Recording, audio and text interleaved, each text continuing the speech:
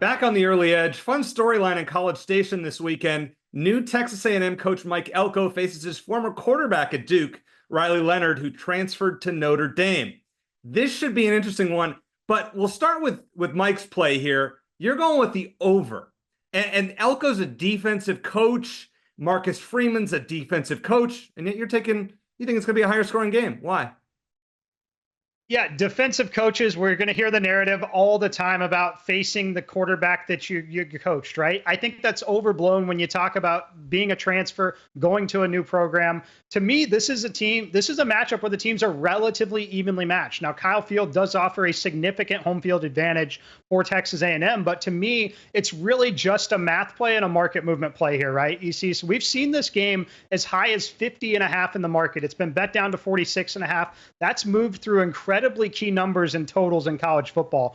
48, 51, 52, and 49, four of the most common numbers for a college football game, especially when you get a point spread of a field goal or less. To me, it's moved too far. I think the correct number should have been that 48.5 range. Now that we're down below that, I think we get a competitive game. I think this is one you shouldn't rule out the potential of overtime as well, just the style of play here. I think we're going to get a back and forth game, but I think the fact is Riley Leonard is still an upgrade. I have questions about the offensive line. We all do. We've seen how they lost some big names to the NFL draft, but I think they're going to be able to move the football. And I think that it's just overstated the fact that you've got these two defensive minds on the field and the market has reacted far too much. I will go back the other way, over 46.5.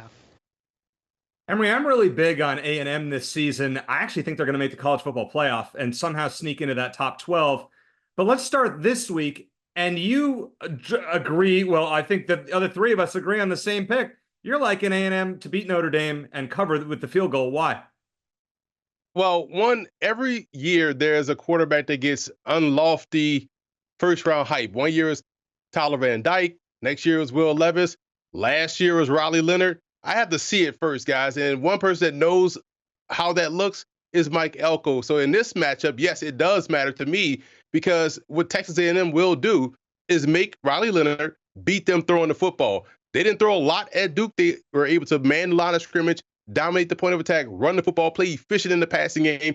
You kind of think that's what Notre Dame wants to do, and we'll see if Riley Leonard can deal with the pressure. But I like Mike Elko and the fit at A&M because it reminds me so much of how everyone loves the triple option and how effective it is. But what happens when you give the triple option five-star athletes? We saw that before with Nebraska in the 90s. That's what it looks like. So if you give Mike Elko a great defensive mind, elite five-star talent up front on defense, this will look like the old wrecking crew defense of A&M in the late 80s and early 90s. So I love A&M in this ball game. I think we'll see the physical conversation take place at the point of attack and one that in which A&M will win. Let the children sing. All right. So agree with almost everything across the board that Emory offered. So let's level up just a little bit. Notre Dame's depth chart came out. Love a depth chart Monday. What did I see along Notre Dame's depth chart? Because as Mike mentioned, yes, you lost some NFL draft picks, but your stud left tackle, Charles Jagasaw, also went down with the season-ending injury in fall camp. So that has left us with an incredible lack of experience. How much so? Their 5 projected starters have 6 combined career starts. Now you're asking that group to go into Kyle Field, one of the loudest places in the country, and to go up against a defensive line with Shamar Turner, Shamar Stewart, DJ Hicks, and oh yeah, one of the best defensive transfer portal pickups in the whole country, Nick Scorton coming in from Purdue. I think this defensive line is going to feast. Notre Dame should be glad they've got a mobile quarterback with such good sack avoidance, because if they had a statue back there, this would be an even longer night than it's going to be. So the entirety of this game and my handicap of it is Texas A&M's defensive line, which is going to be a problem for every team they play, going up against an offensive line on the road, hostile territory with the lack of experience. After that, I just don't need to turn back. I'm just going to go Aggies. You know, I put this on the site, Chip, as a 1-unit play. After hearing you and Emory, I kind of want to make it like a 5-unit play.